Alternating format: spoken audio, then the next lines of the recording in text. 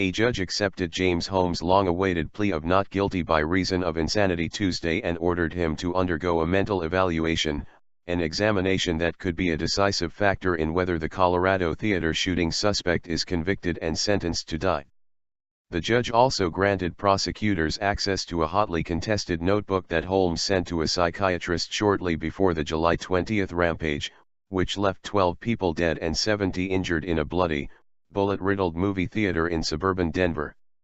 Taken together, the three developments marked a major step forward in the 10-month-old case, which at times has inched along through thickets of legal arguments or veered off on tangents. Holmes faces more than 160 counts of murder and attempted murder, and prosecutors are seeking the death penalty.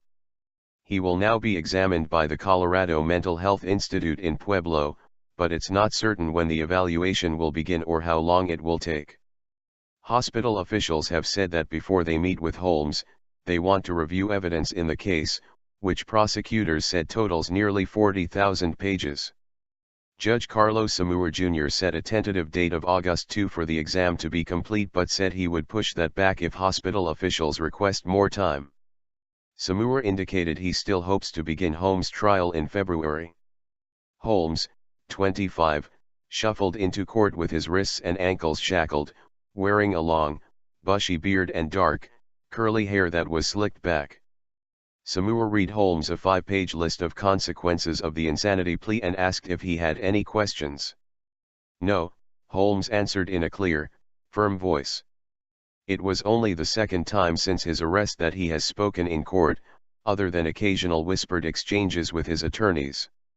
The findings of the mental evaluation will become evidence in Holmes' trial, but they are not the final word on whether he was legally insane at the time of the shootings. The jurors will determine that.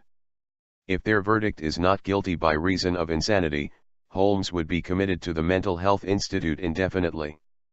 He could theoretically be released one day if doctors determine his sanity has been restored, but that is considered unlikely. If their verdict is guilty, jurors would then decide whether Holmes will be executed or spend the rest of his life in prison without the possibility of parole.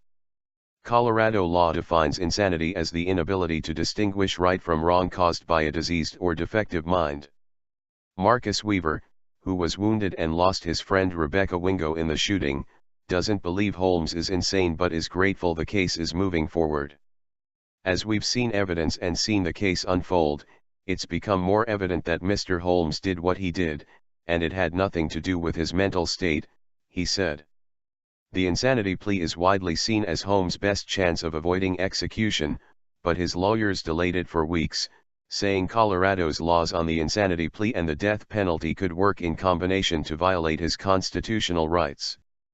The judge overruled their objections last week, but on Tuesday he conceded one point: neither Holmes nor his lawyers had to sign a statement or say in court that they understood the 5-page list of consequences of the insanity plea.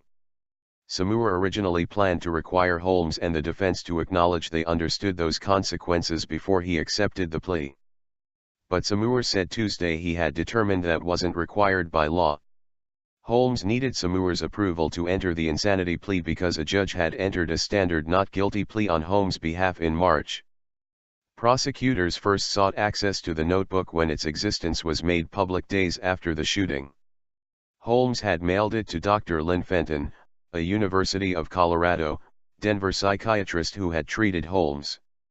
Holmes had been a graduate student in neuroscience at the university. The notebook's contents have never been officially made public, but media reports have said it contains drawings depicting violence.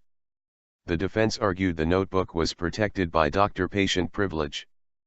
But Samur ruled Tuesday that under Colorado law, Holmes waived that privilege when he entered the insanity plea. Prosecutors said Tuesday that in addition to reviewing the contents of the notebook, they would ask police to do unspecified additional processing of it.